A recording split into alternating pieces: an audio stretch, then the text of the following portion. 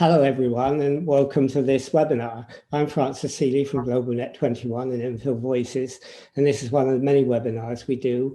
And it happens to be that in these couple of weeks we're in what's called Fairtrade Fortnight, and we have been involved in a number of events around that because fair trade is an important thing, not only in terms of trade justice, but also important in terms of climate change, mitigation and adaptation. And we've got two people with us today, Adam Gardner, who is the community manager. He'll give me his right title when he comes on, but the community manager of the Fairtrade Foundation, and Bill Linton, who has been involved in fair trade locally in the North London borough Enfield for many, many years. So welcome both of you. And we're pleased that you've been able to join us in Fairtrade Fortnight.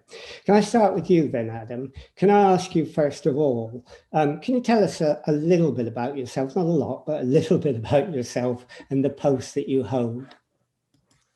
Yeah, of course. Evening, everybody. Nice to be here. So yeah, my name's Adam. I am the Community Campaigns Manager at Fairtrade Foundation.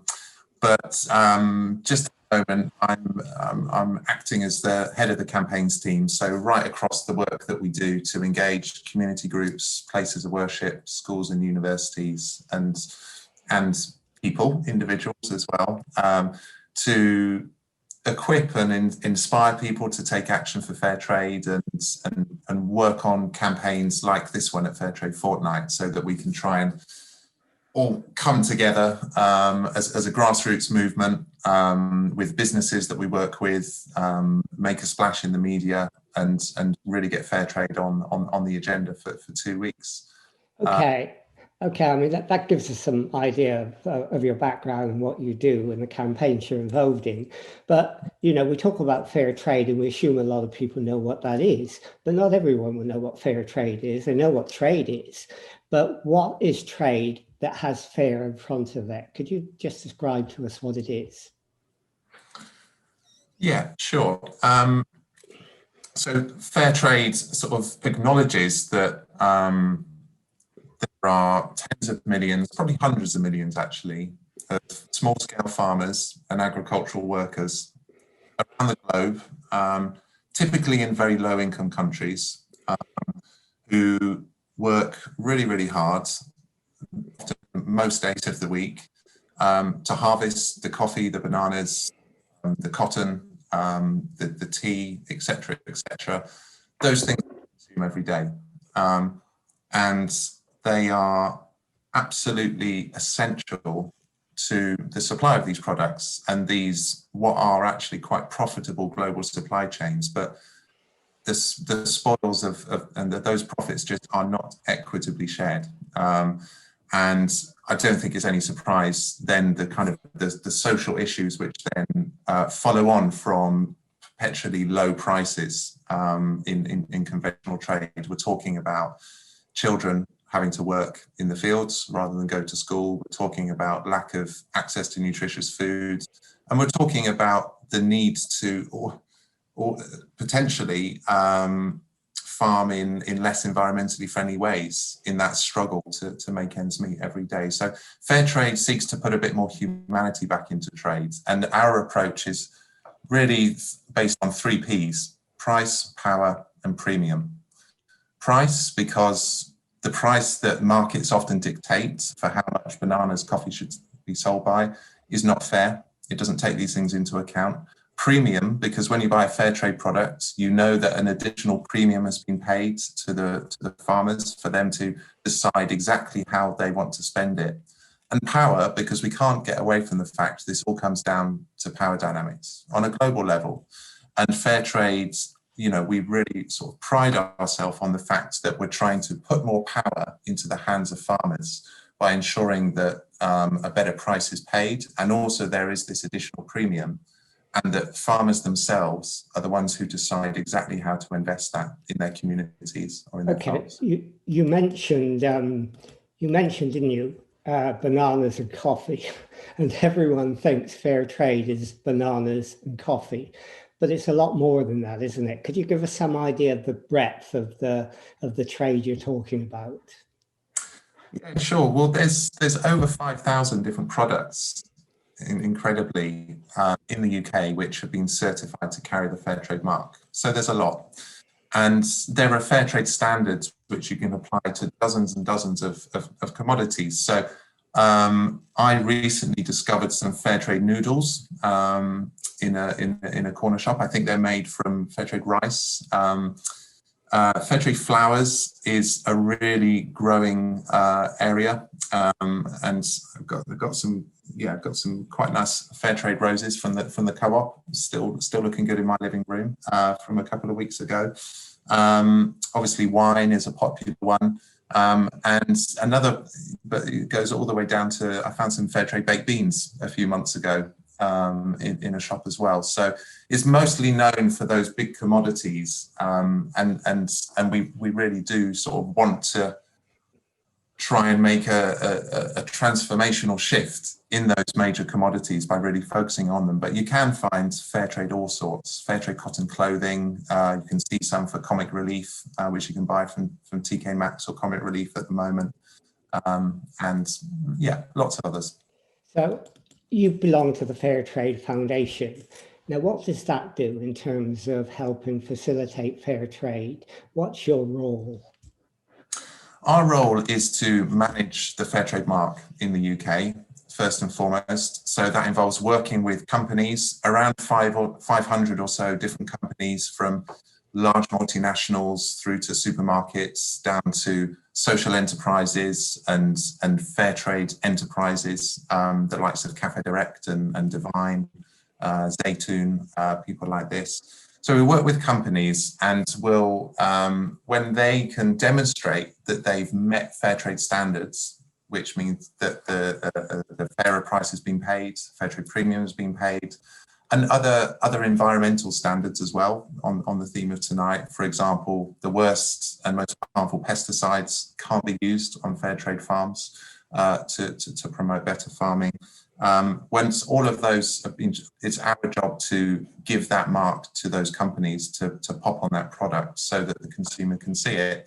And then, of course, we want consumers to know it's there, and we work with a very sort of active and vibrant grassroots network of supporters in communities all around the country, who run local campaigns, have conversations all the time, and help make fair trade a public conversation.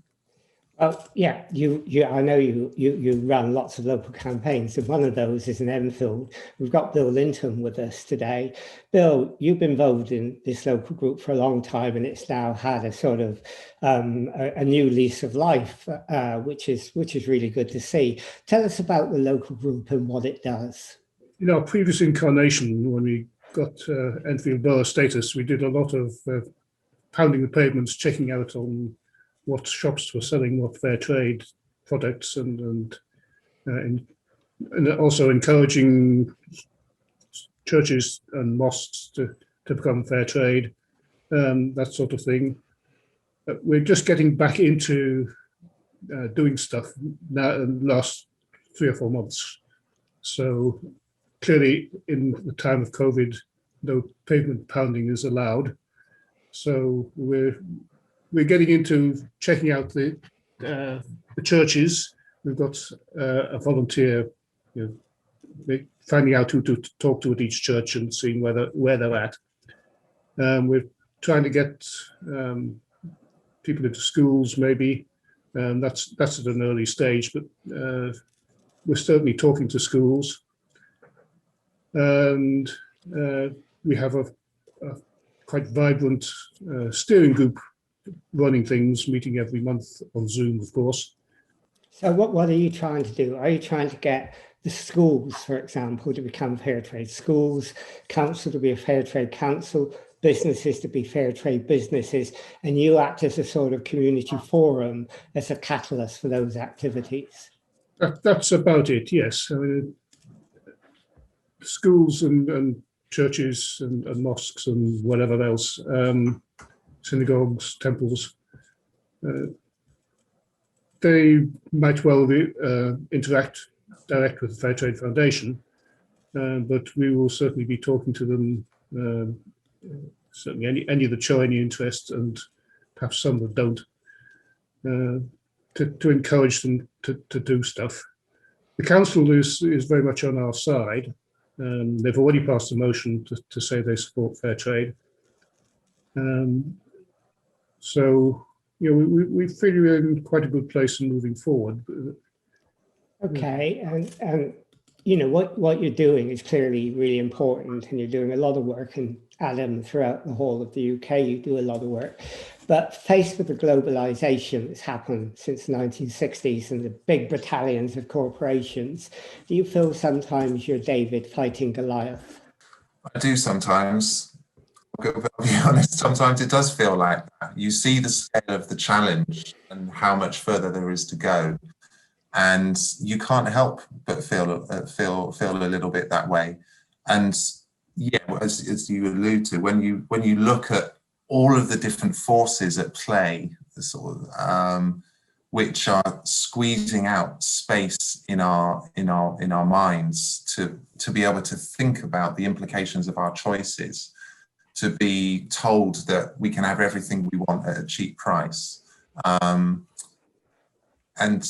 it's hard, but there's a lot of hope to take. And I've been at the foundation for about 11 years now. So I remember meeting Bill about 10 years ago.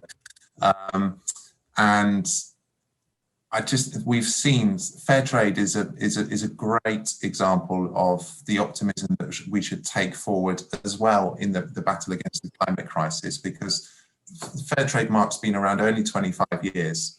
That was around the time I was leaving school, and we didn't learn about Fairtrade. We didn't really learn about recycling or anything.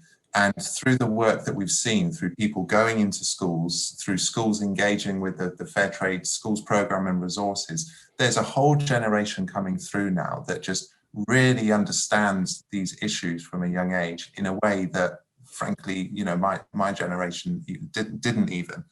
And then if you see the attitudes of businesses and companies, especially including those multinationals, it's completely changed. And people are more and more competing and falling over themselves to be able to respond to the demands that consumers and citizens have put out there to say, we need you to be trading more ethically. But the pace of change is always too slow. You know, when you're involved at the heart of it and you're an activist, you're passionate, it's easy to be dissatisfied with the pace of change, but I do take a lot of heart from seeing just how far we've come and seeing that next generation coming through to pick up the mantle. I mean, you talk about the next generation, and that's really important. And we had a meeting with young people last night, and clearly they were saying from all the surveys that they've done, climate change is their #1 issue.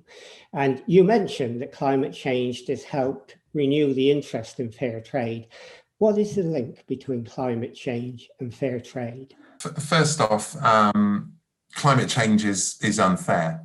It's so desperately unfair. It's one of the starkest articulations of unfairness that we can imagine. When you consider that the people who are facing the effects of it right now, including farmers and producers that I've had the privilege of meeting myself, the impact right now is serious on people's livelihoods. It's not something up in the future. So farmers tell us we need to do something about this. So first and foremost, we exist to support those farmers. So that's our duty. But you talked about trade justice earlier, and we really believe that there can be no climate justice without trade justice, because trade, and especially the trade of the things of food and drink, is an enormous footprint in on global carbon emissions. And oh, I completely lost my train of thought. That's okay. Come back. Let me ask Bill. Bill, you know, we talked about climate change, and we talked about fair trade, and we talked about trade justice. Locally, are you trying to link fair trade into the whole sort of concern there is about climate change? I wouldn't say we were doing very much along those lines yet, but it's not directly so. There was a meeting on Monday which you chaired, which did address the issue of climate justice vis-a-vis fair trade.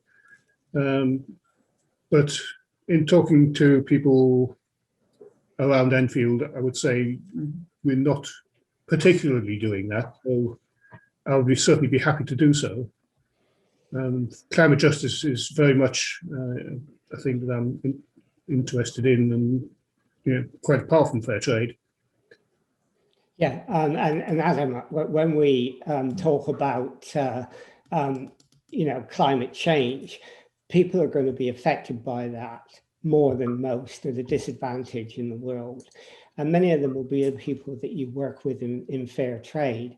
And fair trade is, am I right in saying, by promoting that, you're promoting production that has low carbon footprint, low emissions, compared with the corporate trade that we see. And that's a very important message. Yeah, absolutely. That's totally fair to say. There was a study that I saw recently where they looked at banana production in Colombia. And what they did was try to look at the external costs of each box of bananas. So what are the costs to the environment and the costs to society, which aren't captured in the very low price which is paid, so externalities. And they found that for fair trade bananas, they were around about half as much as the external costs on society and the environment, because of fair trade producers using less fertilizers, less pesticides, and also because of the better wages received and the strength in numbers through the cooperative model. So that's exactly right. I mentioned earlier there are a third of the fair trade standards which companies and farmers need to meet are based on economic, social and environmental criteria. But really we can't disconnect economic justice and climate justice in this sense, because as I was saying, people's livelihoods are being seriously affected right now because of the effects of climate change. And we all want to bring down global emissions. And a lot of those, so around half of the emissions that we create in the UK are actually offshore. They're hidden and they're not necessarily within the domestic targets that the UK government has committed to. So do you work, collectively with other organisations to pursue your goals? I mean, for example, do you work with the trade justice movement, with Justice Now, Global Justice Now? Do you work with the Rainbow Alliance? Do you work with the Climate Coalition? Do you sort of work together, or are you all in different silos? No, we work together as much as we can. So we're members of the Climate Coalition, and there's another NGO grassroots coalition called Crack the Crises, which is recently launched, which is seeking to draw the parallels between the climate crisis, inequality, and the COVID crisis, and generates strong government action this year on those. So we do work as much as we possibly can and find common cause. And some of the numbers that I'm mentioning here are certainly taken from other reports from people like WWF and from Christian Aid and others active on it. It's really, really important because, as I say, you can't, it's difficult to, once you get to the root causes of these issues, we need to tackle them together.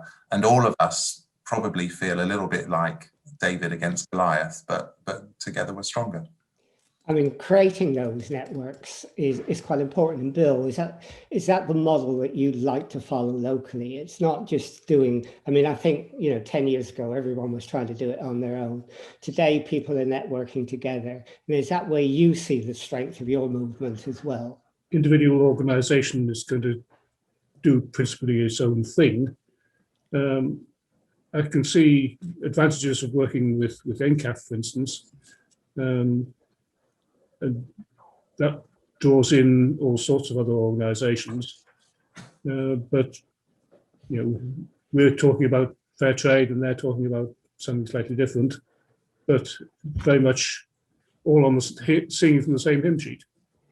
Yeah, that's sort of true. I think that lots of people are increasingly singing from the same hymn sheet because of climate change. They're beginning to look at what are the ways can we produce differently? How can we lower our carbon footprint? But what's interesting, Adam, and maybe you could tell me, I mean, we talked about you working with you being sort of challenged because of globalization by the big corporations.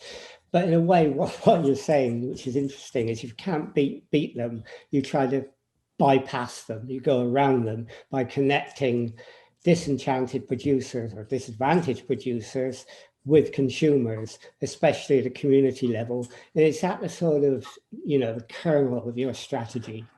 Yeah, I think so. I mean, nothing is straightforward, and if this was an easy thing to do, it would have already happened. But that is the approach. We even taking the climate crisis out of the equation for a second, there's an urgent problem when you have so many children working on farms not able to go to school, when you have so many coffee farms, when the world coffee price drops below what is actually it costs producers to grow it, then you have a trade crisis, you have a trade emergency as well. So already, our mission is to try and scale up this idea of fair trade as big as we can. And ultimately, we don't want to exist, of course. Ultimately, what we're trying to do is model how global trade can happen in a fairer way with more respect and dignity for everyone involved.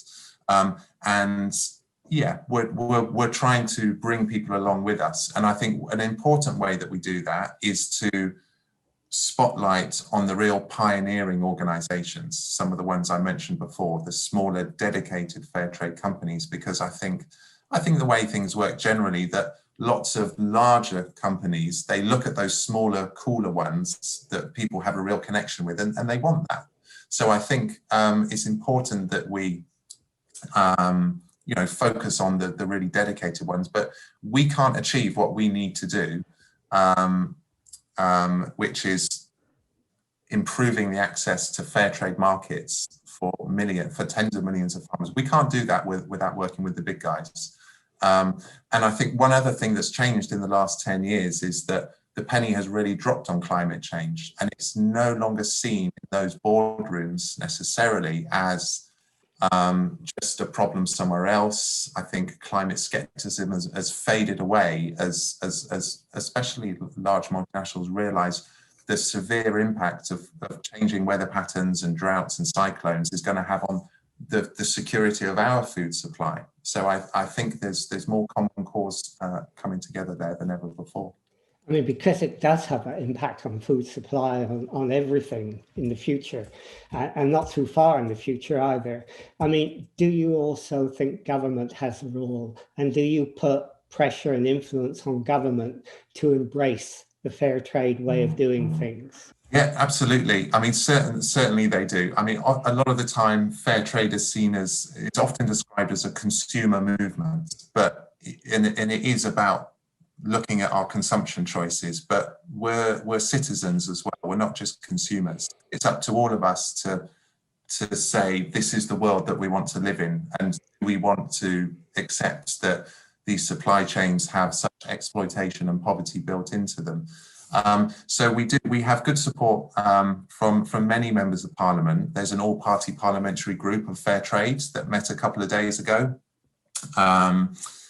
And one, I mean, this is also whether, and we do have a policy team who would engage behind the scenes with government as well. And if the time is right, then we'll do a bit of campaigning as well. So after the referendum to leave the EU, it was really unclear what the implications were going to be for the farmers and workers that we're dealing with. And so we ran some petitions there. And this is also an area where the importance of fair trade is a partnership between the foundation doing its work and people like Bill and the group and many others bringing that to life. And one thing I've seen in the last 5 years is a massive increase in the amount of engagement with members of Parliament from Fairtrade campaigners as well. So yeah, really important, and especially this year with the COP meeting in Glasgow. Yeah, I mean, the COP meeting in November is critical for lots of reasons, and so I guess that gives you a focus for your campaign. But I suppose what is your bread and butter, what is crucial to you, is the community groups. How extensive is the network of community groups you've got, and how important are they to give you your momentum and your authenticity with decision makers? So firstly on the scale, so there's around 450 give or take Fairtrade communities. So that can be Fairtrade cities, boroughs, towns, villages, islands, etc. And then another 1,200 or so Fairtrade places of worship, universities and schools, which are currently active. A lot more groups have gone through and achieved Fairtrade status at some point as well, but we might not know for sure that they're currently still holding that award.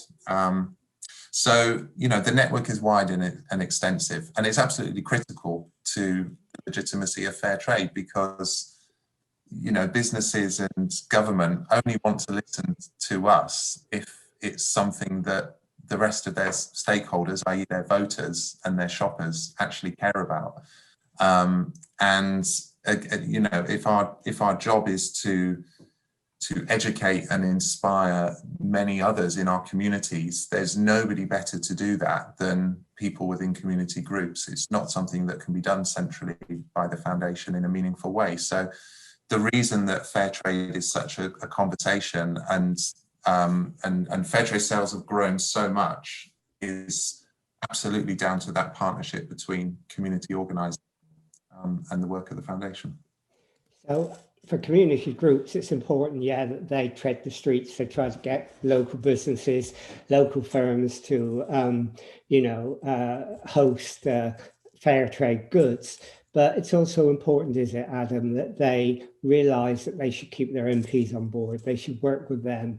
They should convince them that it's important and to get them to support their activities. How important is that relationship between local groups and their MPs? It is really important,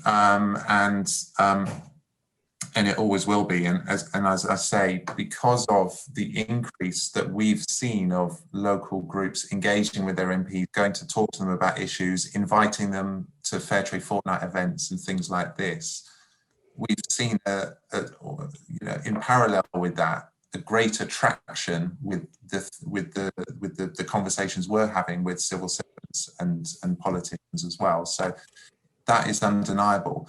I suppose the opportunities there are so many different things that you can do at community level to promote fair trade.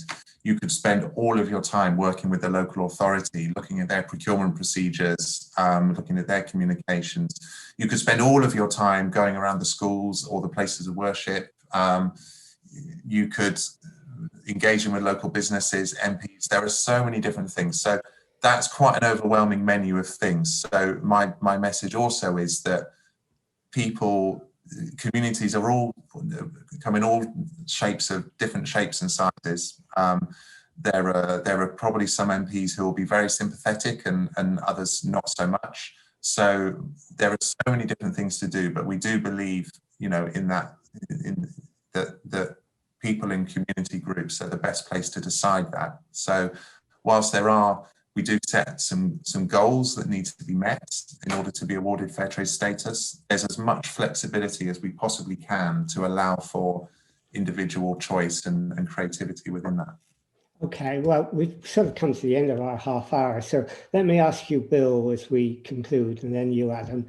Bill, if people wanted to get involved locally in a local group, you can mention yours, but generalize if you want, where would they go? What would they do? We'll get in touch with a member of the steering group, for instance, me, and we will talk to you, see what you want to do, and support you in whatever it is you want to do. And how did they get in touch with you? Probably by email. My email is, I'll put it on the chat, probably. That's be the best place for it.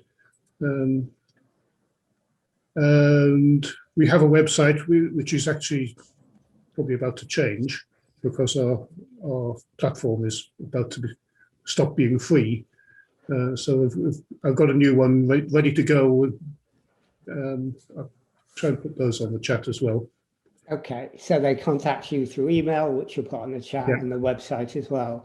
Okay, and Adam, if they wanted to get in touch with you and the Fairtrade Foundation, either because they want to help individually or wanted to form a group, where would they go for that? Two places. One, if you want to contact the fund, the easiest thing is to email hello@fairtrade.org.uk. You can ask us anything there, ask for anything.